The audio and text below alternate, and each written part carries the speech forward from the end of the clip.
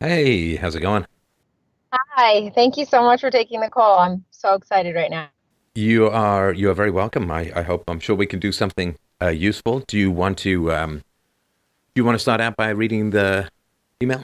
Okay, so I'll start out with the email. Yeah. Okay, so hi, I'm contacting you because I'm a brand new nurse and the coronavirus situation is extremely stressful. I'm considering quitting my new job because the risk I'm at, and I was hoping you could help me make that decision because it's weighing on me so heavily. My circumstances are as follows. I was hired as a psychiatric nurse and started working on at a hospital. I'm a new graduate with no experience in the field.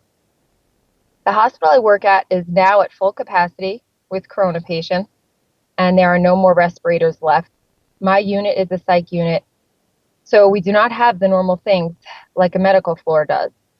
Although other hospitals have stopped admitting patients into psych units because of the coronavirus, our hospital continues to admit new patients to the psych unit.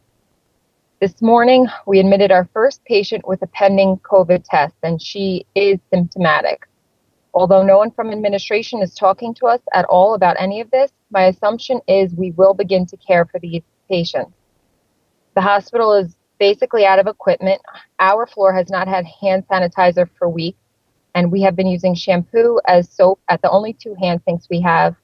Nurses on other units taking care of these patients have told me that they are reusing the N95 masks for days and do not have any gowns. They have described the scenes on these floors as something out of a horror movie. We have two employees so far that have been intubated. One, a man in his 60s, and the other is a 30-year-old male as well. I want to quit so badly because of the lack of regard for the healthcare workers. I am terrified of getting sick and then the hospital not being able to treat me. I have a 3-year-old son and my husband at home, and I would never be able to forgive myself if they got sick. I know my mind tends to go to worst case scenario, but we are seeing healthy people becoming critically ill at the hospital. So I don't think I'm being too irrational. My husband's company just suspended work until further notice, so we will not be getting any income if I do quit. But we do have enough in savings for at least 6 months of living expenses.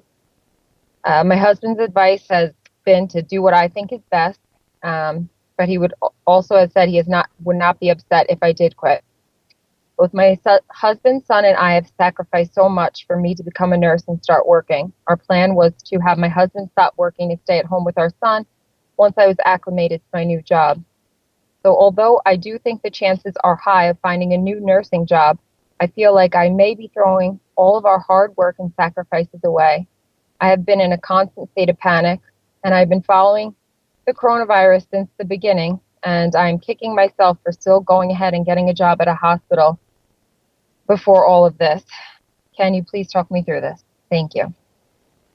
Well, that is a hell of a story, and I'm so sorry that your launch into the career that you've wanted for so long and that your family so depends on is now caught up in the clusterfuck of incompetence that has characterized general medical situations like hospitals and the requirements for, I mean, no sanitizer. This is madness. Reusing Yeah. masks over and over again, no end in sight. So, can you just do me a favor? Can you step me through? I mean, early February, you said you got the job. Can you step me through the progress? And feel free to go into as much detail as you want. Just step me through the progress of how this began to manifest. Because, February 3rd was pretty early days, right? How did this begin to Yes. manifest in your professional environment over the last 2 months? Well, I have to say there has been so little talk about it. We've had nobody giving us any kind of insight as to what's going on the other units of the hospital. All so for the first 2 weeks, I wasn't in the hospital. I was doing training, like an orientation type thing, off the job, off the on a different at a different building. So, but when I got into the hospital around February, um, there was no talk of the coronavirus at all. Everything was as usual. Um, they And had gone, manageable, right? I mean, it's yes, calibrated for a certain number of patients, and it was manageable when you started, right? yes, totally. It's a 455 bed hospital. So, didn't see any chaos at all. It was fine. And then that's just me knowing about it, and constantly watching your videos and some other videos on it. I knew about it. So I would talk about it with some other nurses because initially I was on a medical floor. They gave me a 4-week training on that floor. And they would talk about it from time to time, but all the nurses brushed it off. Everyone kept saying, it's the flu. Why is everyone worried about it? And then I would say the first week in March, one of our administrators came to the medical floor I was training on, and they showed us the proper equipment to wear if we have to take care of one of these corona patients. And that if we do choose to travel, it will be, if we go to a high, an area that's, one of the higher risk areas, we would have to use like our vacation time to quarantine for 14 days. So no one took it seriously at all. Everyone was worried about their vacations and stuff like that. And then after that, that was really it. I mean, that's as far as I heard anything from the administrator. So then I went to the psych unit and I was asking everybody, are we still admitting patients from the ED? Because nobody's able to get tests here either. So, wait, sorry, what do you mean nobody's able to get tests? You mean just in the psych ward or in the hospital as a whole? Unless they're showing up to the ED, very symptomatic, coughing, fever, they're not getting a test. So, yeah. And so sorry to interrupt, but why? Yeah, no. Is it because they don't have the test? They don't think it's important? Like, why would the test be withheld in this situation? That's all that I've heard is that there aren't enough tests. Okay. So they have to be reserved for people who are very symptomatic. Yeah, so I was asking around a little bit, are people getting tested before they get sent up here? Because, it was really starting to escalate at that point, but nobody's still taking it seriously.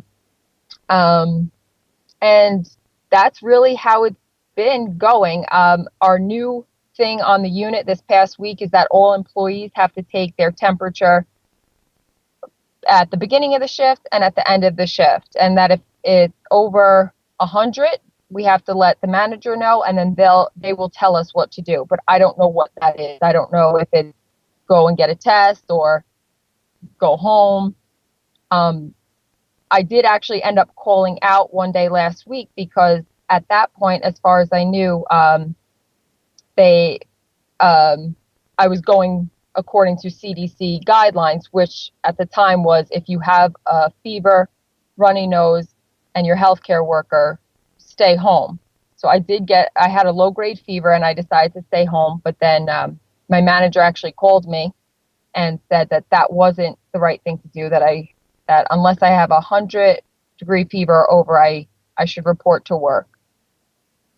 Oh, okay. So now, what happened to the intake metrics over the course of the last month? You say things were pretty normal up until early March, this being close to the end of March. What happened to the intakes and what happened to the, I guess, the number of beds being occupied and how that played out? Yeah. Okay, so I can say the first patient that we all heard about was probably, I want to say, like this, probably about March 15th, 16th. That was the first confirmed patient we heard about. And that was just through word of mouth, through other nurses and stuff, not through administration. And today we are at full capacity, been at full capacity for about 5 days, which means every floor but my unit, which is maybe 20 beds, and then the labor and delivery unit, which is about 20 beds. So something like 300 patients within a matter of a week and About 2 weeks. Yeah. And was that like one big wave, or was it the sort of a Yeah. slow trickle up, or what?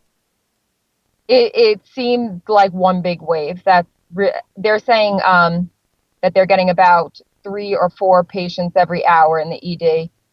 Uh, and they still have to give them the tests and everything, which I'm hearing is 2 days for the results. So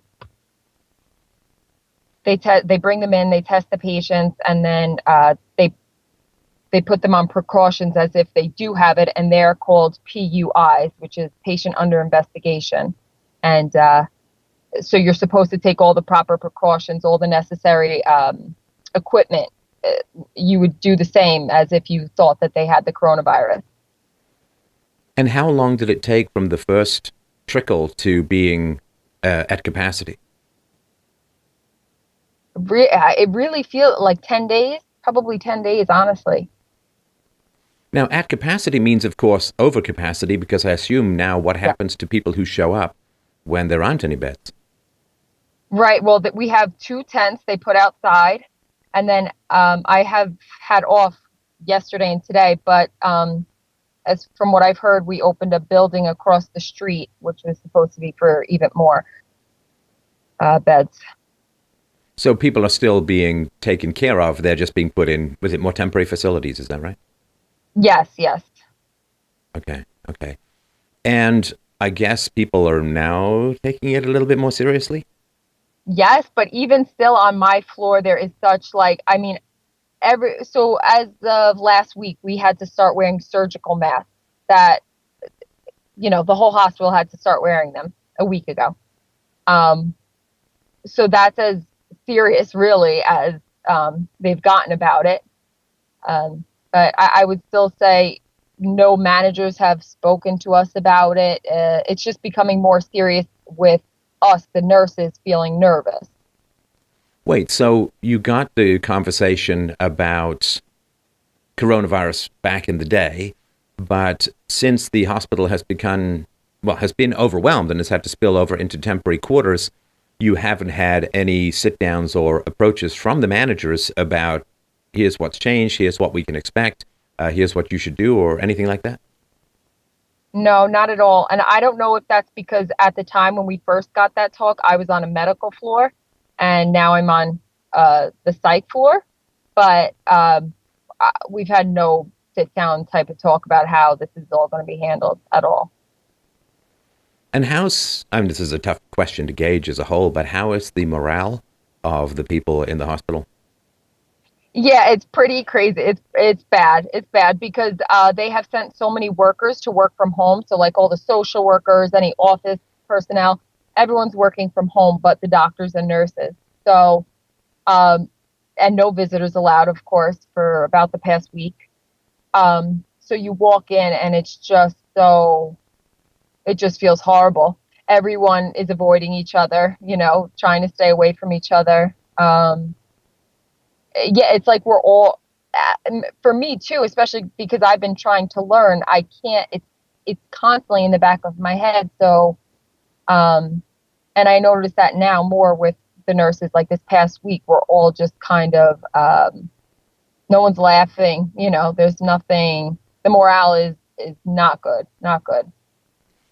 Have you been given, I guess, if you haven't had any meetings with the managers, has anyone told you what the expectation is for the caseload going forward? Nope, not at all. So I looked at the emails from work this morning, and that was when I saw that we admitted the first patient, because one of my fellow nurses was asking our manager, what do we do? This patient we're in the intake room, which is a separate room off the unit. And she said, this patient is under investigation for corona and she has symptoms. And she said, do you want us to bring her on the unit? And our manager replied, yes, bring her on the unit and just make sure she's in a room by herself. And that's it. So none of us know what to do with, these kind of patients.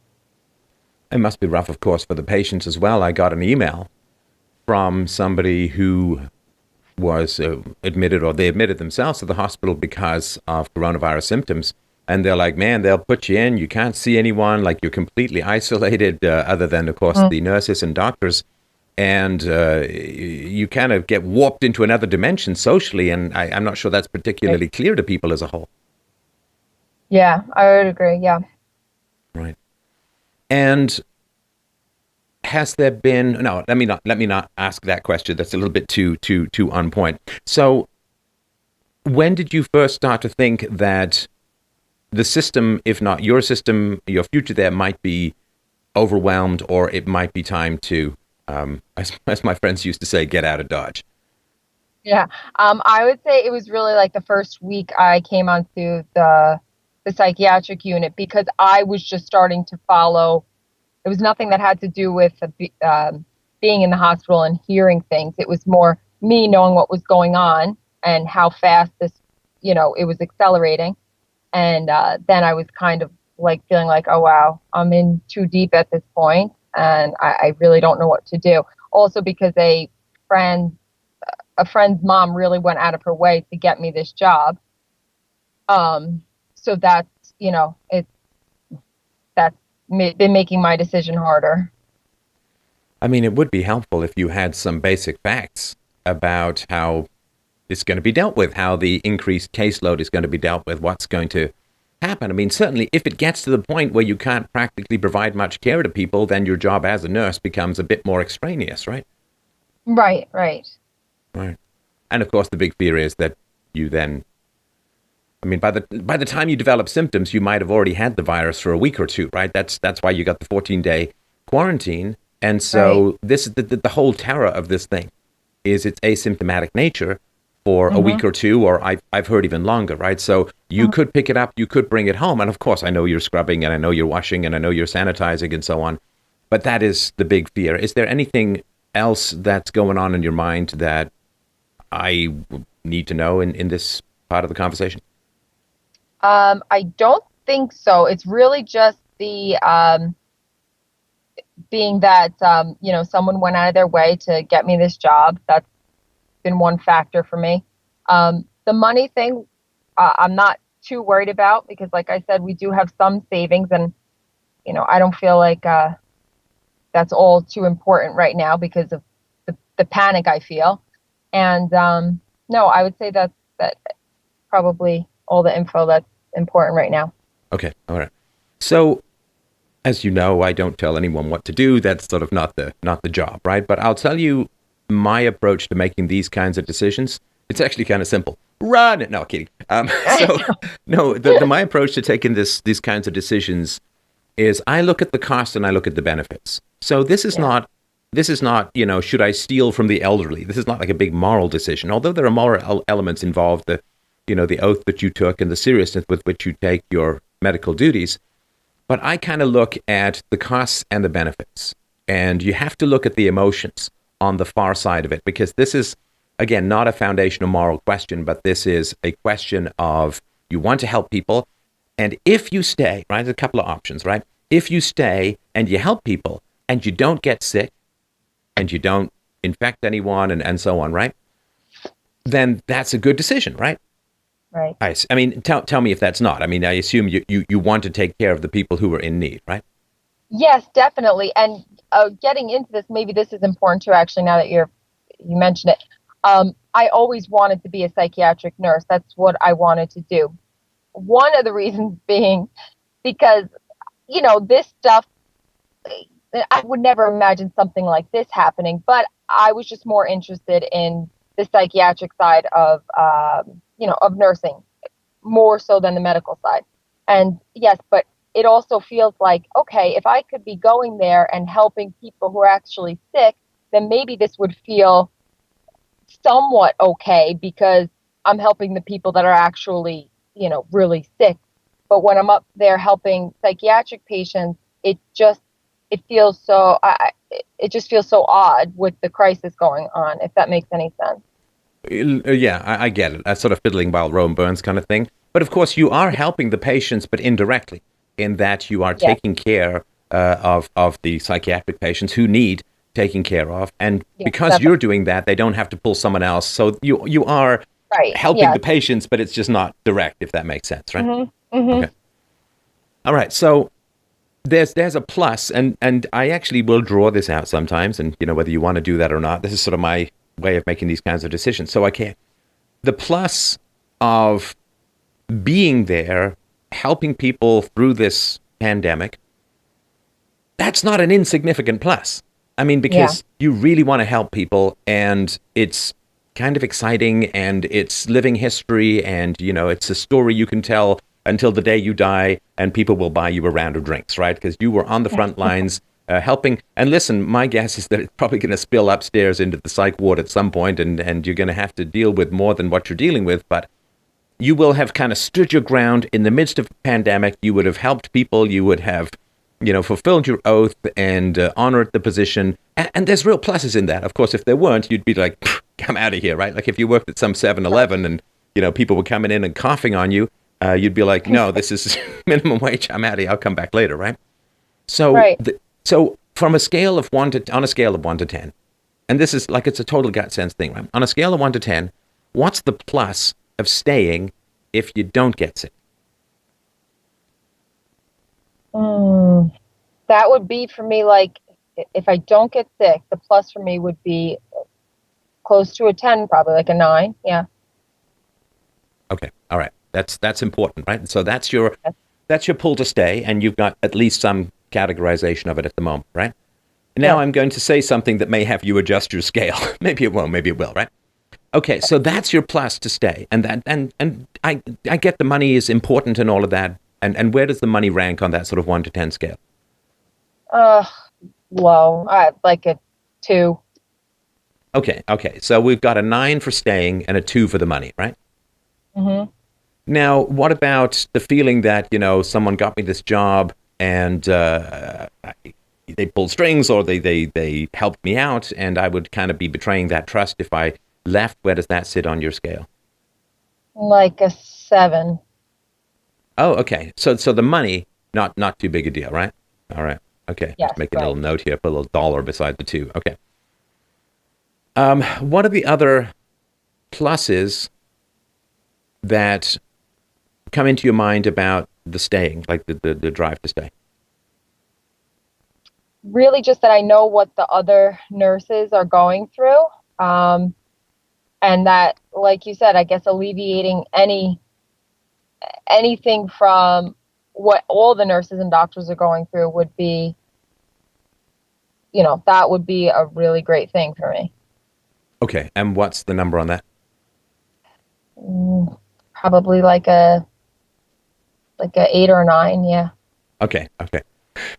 I'm going to just put an 8 if that's all right. We can always Yeah. revisit it, right? So it's supporting supporting your fellow helpers, right? Yes. Okay. All right. Now, this is where I say that the scale might adjust itself a little bit. It may or it may not. Okay. Hmm. So there are there's a couple of different scenarios, right? So one is you don't get sick. Now, as far as I understand it, obviously, if you don't get sick, if you knew ahead of time you weren't going to get sick, then you would stay, right? Yes, Okay. definitely. But of course, you don't know that, right? And so let's say if you get sick and you get knocked out for a couple of weeks, but I mean, you'd have to quarantine at home, I assume, right? Or something like that, right? So Yeah. we got all our pluses, which is sort of the 1 to 10 thing. Now let's dig in the hole. Let's go to the minuses. So the -1 to the -10, right? If you get sick, and I want to say all it does, like it's not important, but all it does is knock you out for a couple of weeks, and then I guess you're bulletproof. I mean, I don't know. There's been some indications of reinfection, but let's just say you're obviously going to be stronger against the virus since then. So what's the -1 to -10 of you getting sick? So if I were to get sick and it would just knock me out for a couple weeks, I wouldn't care. I wouldn't care about that. I don't know how I put that Well, on you a got to scale. care a little bit. It's not fun being sick, right? No, right. Okay, so it's really not fun being sick, but And you can't parent, right? And all of that. well, that's another big part. Yes, I can't parent if I'm feeling really crappy. Um, -10 would be what the highest. Oh, minus 10 is an asteroid strikes. No, like minus 10 is you bring a virus home and your family gets really ill and it's just horrible. Yeah. So I'm gonna say like -4.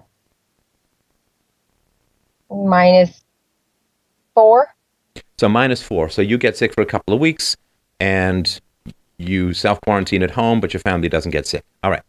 So Right. that's a minus 4. So you and your husband get sick, but not your son. Yeah. That would be, Because that's tough, right? Because then yeah, who's going to be doing the parenting, right? right. That would be like a -9. Okay, minus 9. Now, you know the next one, right? You can count. What's the next one? No, what's the next one? So the next one is you get sick. Mhm. Your husband doesn't get sick, but your son gets sick. Yeah. Oh, yeah. Forget about it. Minus 10? 10. -10 for sure. Well, it can't be quite a minus 10 because there's something even worse, which is you and your husband and your son get sick, Right. right? Right. That's got to be the minus 10, right? Yeah. Yeah. Okay. So that would be at a -9 then. Okay. All right. Now, you know how you had, I said you were going to recalibrate, and I think you will. I could be wrong. Yeah. So you had as helping people +9, right? Now, Mhm. if you're on the same scale, then you've got you and your husband getting sick, no one there to parent your son, and your son being exposed, but let's say your son doesn't get sick. So you and your husband getting sick, badly for a couple of weeks. That's at -9. Is that, like the seesaw games you play, like you get one person at the end and one person the other, you go up and down little seat things on the plank over the pivot? Mhm.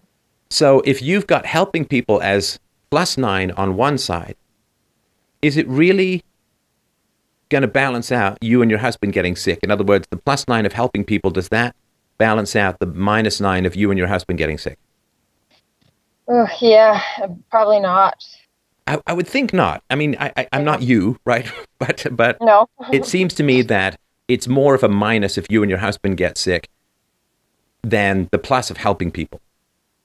Yes. Yeah. And the way that you know that is you think of yourself just on the other side, right? So you're helping people, and that's great. That's a plus of some kind and a significant one, and I respect and honor you for that dedication. So you're helping people, plus, plus, plus. Then you and your husband get sick, and you're wretched, and you've got to make some arrangements for your son, and maybe your son would have to leave, right? Mhm. Right? Your son would be, maybe your parents or his parents or whatever, right? Your son would be taken away, and at the age of 3, I think you said he was. He's not gonna Yes. Just went. he's not gonna really figure out what's going on, right? So this is gonna be Right. pretty upsetting for him, right? Oh, yeah. Okay, so that's a significant. So the way that I sort of think of these things, I say, okay, well, if my husband and I get sick, am I going to regret having gone to work? And I think yes, definitely. And that's how you know the -9 is bigger than Right. the +9, right? Mhm. So Mhm. if we've got you and your husband getting sick at a -9, what do you think the helping part becomes in that sort of plus to minus thing? Yeah, really low actually. Well, Uh, it's a lot Probably. lower, right? Yeah, a lot lower. Okay, so I had a 4 or 5 or something like that, right? Yeah, a 4. Mhm. Now, so what's interesting? So let's say that you go to work, you help people, plus plus plus 3 to 4, right? Now, if you Mhm. get sick, will you regret having gone in to help? I mean, if I got sick and it wasn't like life-threatening, no, I wouldn't regret it. If it was life-threatening, I feel that I would regret it. No, no, I get that. I mean, we're just going to go with the vast majority of the coronavirus cases, which is pretty nasty, pretty Yeah, unpleasant, but it's not, they're not jamming intubations down your throat, right? right. Okay. So if you were in there and you helped a lot of people and, maybe you saved some lives and you just, whatever it was, right? You did, or you at least kept the crazy people from jumping out of windows or whatever it is, right?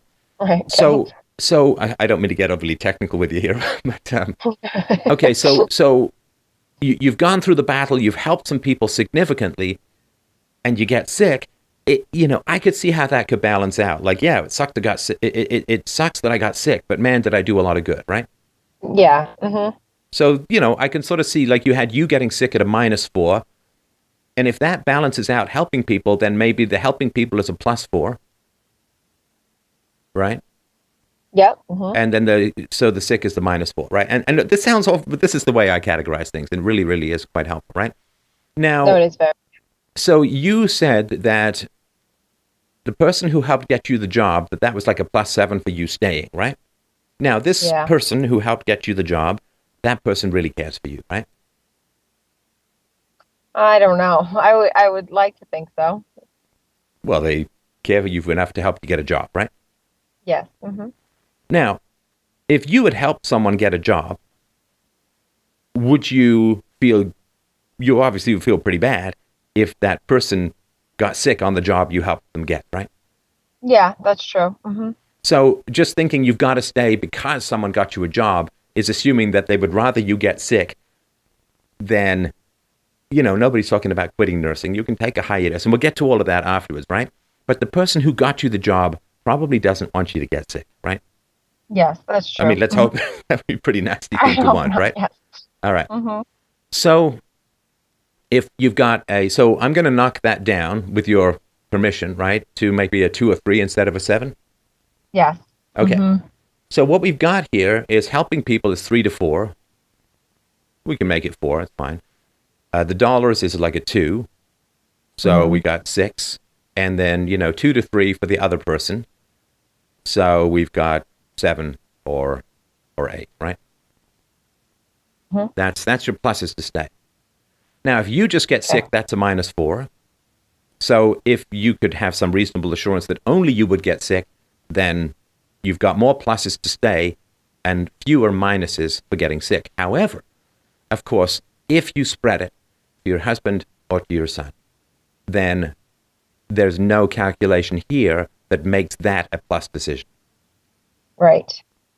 And in terms of like kicking yourself later, this is, philosophy is real good for like throwing something over the hill and seeing where it lands. And if you project yourself forward in time, and if you get your husband sick or you get your son sick, I think I understand the kind of person that you are. You're the kind of person who's like, hey man, if I get sick, I can handle it. But if I make someone else sick, I feel really terrible, right? Yes. Yes. Right, because you're a nurse. Right? So you're that, and it's a lovely thing. It's a lovely aspect of your personality. But your husband has a choice, right? So you said your husband is like, do what you feel is right, and I support you either way, if I understood it correctly, right? So your husband can make that choice. Yeah, your husband can make that choice, and he can take that risk. But your son cannot. Right. Your son That's has no capacity to really understand the risks, to understand the dangers, or if you tried to explain it to him using exploding voodoo dolls, it would traumatize him probably more than you getting sick, right? Yes. So when it comes to those kinds of decisions, it's sort of like, guys have these decisions like, I'm 40. I can afford a motorcycle. I have children. Should I get a motorcycle? It's like, well, if I fall off the motorcycle, I can handle being in traction for a couple of months or whatever. It's like, yeah, but, and maybe your wife's kind of okay with it. Like you'd stop whining and complaining and looking at pictures of motorcycles or whatever. But, it's about your kids, right? I mean, it comes down to those decisions that you have to make regarding your children. Now, of course, I know, as you know, that children seem to be relatively less affected by this virus.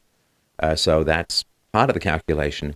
But if you get sick, the odds of or even if you're a carrier, right? Because you could have this virus, not get sick, but pass it along to your family who does get sick, if I understand this correctly, right? Mm-hmm. So if you get sick, the likelihood is that you're going to expose and probably infect your husband. You're going to expose and perhaps infect your son. And you're not going to be able to help people anyway. And this might already have happened, right? This might already have happened. Because you can't get tested, right? So you don't know, right? Right. Nope. So it's hard to see the plus side of staying. That having been said, let's look at sort of down the road, right? So as far as I understand it, Trump has now extended the sort of, she says the peak is going to be in a week or two, and I think that the suggestions for significant social distancing is now extended to the end of April. Mm-hmm.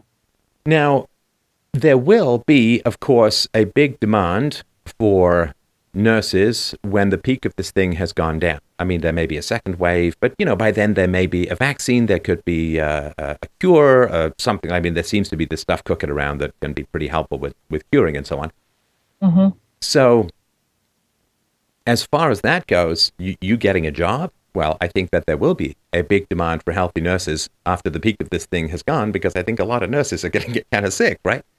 And some of them may not feel like going back to a hospital for quite some time. Some of them might take early retirement. I mean, I know that there's a lot of honor and a lot of, I'm going to step up and help and so on. But there are also sensible calculations. If somebody really gets knocked on their butt by this thing, they may not be rearing to get back on the horse again, right? Right.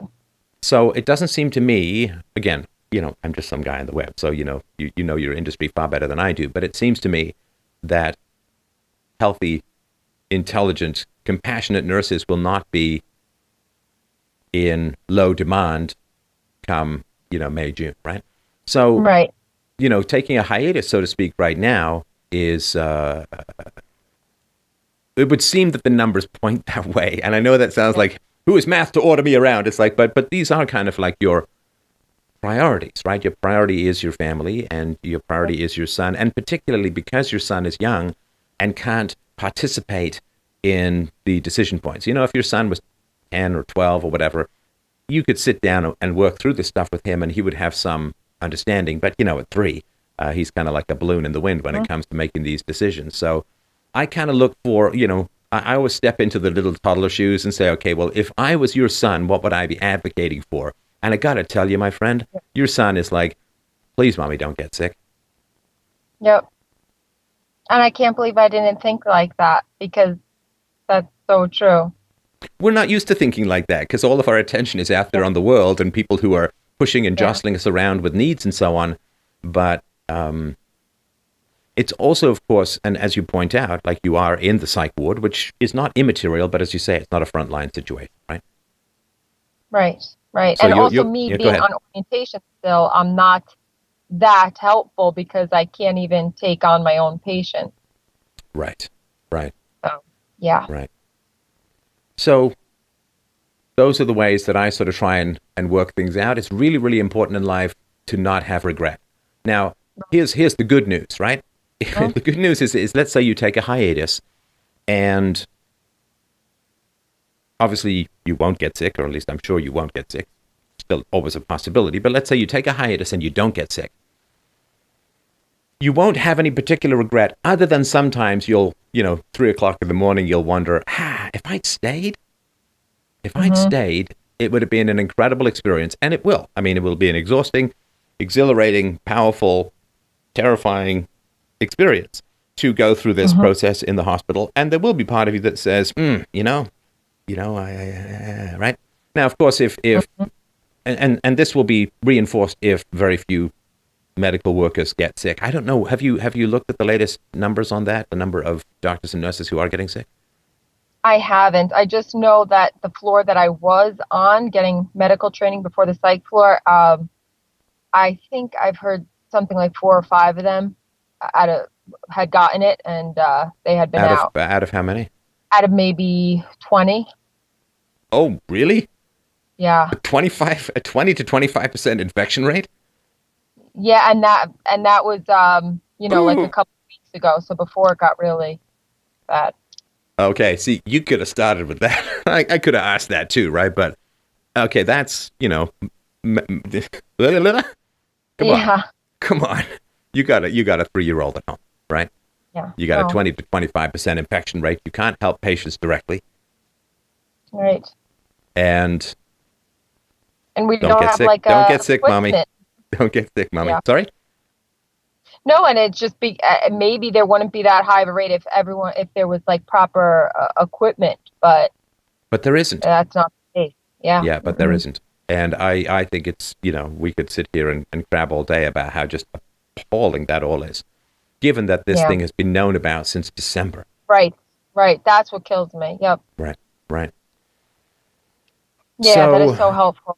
yeah, so if you take a hiatus, then you will occasionally experience some what ifs, and that's yeah, what ifs are fine, right? The road less traveled, the what if, what if I'd stayed and I'd had that great memory of supporting all these people in this wild time, and I get all of that, right? Mm-hmm. But if even before the tsunami you got a 20 to 25% infection rate, man, the tsunami hits, protocols get shaky. People get more sloppy because they're so busy. I hate to say sloppy, but it's just the reality, right? I mean, Right. people are falling over. You got to pick them up, and masks slip, and as you say, you don't even have any hand sanitizer for God's sakes, right? Yeah. So Mm-hmm. there will be a certain amount of it's like the guy who doesn't go to war every now and then. He's like, oh man, down at the Legion, they're having a lot of fun telling war stories. It's like, yeah, but there are a lot of them there who aren't telling war Right. stories either, right? Right.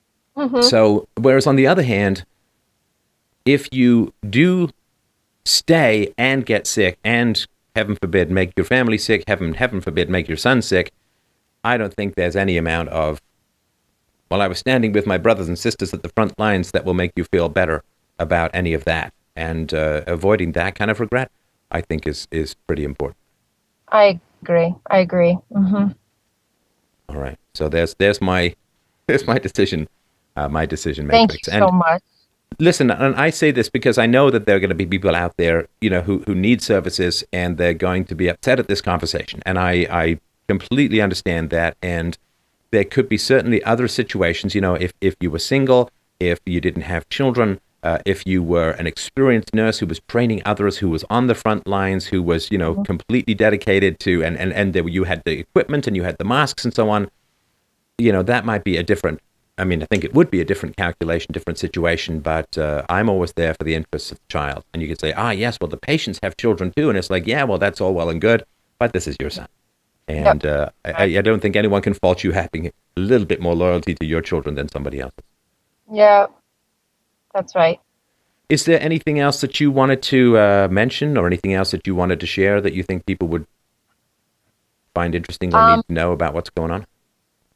well, I just know that in my area, people are still going out, like, nothing's going on. There's so many people on the road.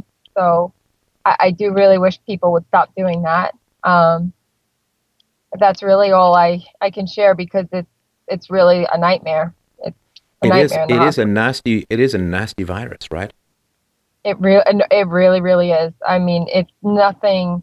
They're saying that when other nurses that I've spoken to on some of the other units taking care of these patients, they're saying that when the patients uh, begin to not be able to breathe, they're getting paralyzed with a combination of three drugs. I'm not sure which one. They're paralyzing them to reserve their oxygen so that they can, you know, have much less oxygen demand on the body. And that when they're getting the X-rays, the chest X-rays, their lungs are completely white, which means they're absolutely filled with fluid, which Oh yeah. Then you you see don't. these silvery patterns on these X-rays that, in some Yeah. cases, could lead to permanent lung damage. Yep. Yep. Hmm. All right. Well, Yep. listen. So I just think it's taken more Sorry. Go ahead. seriously, if anything. Nope. I just want to say, if anything, it needs to be taken more seriously, if at all possible. Okay. Well, will you keep me posted about how it's going? I listen. I really, really appreciate the trust and the delicacy of this question. Was this a useful way to approach it? Oh my gosh, yes, thank you. Because right now I'm not having the easiest time rationally thinking. So thank you so much. You're very welcome. The triage of regret is really, really important. And thank you, of course, for everything that you are doing. And listen, you will do, right? I mean, your husband's going to stay home, and you're going to have an amazing career. You're going to be helping tens of thousands of people over the course of your career. I hugely appreciate that. Nursing is one of these entirely unsung or undersung situations and occupations, and you're going to do some incredible stuff. And I just want you to be around to enjoy it. So I uh, Thank you so I much. appreciate that, and please keep me posted, and give my very best to your family. Oh, thank you so much. I can't tell you how much I appreciate your time. Take care. Take care.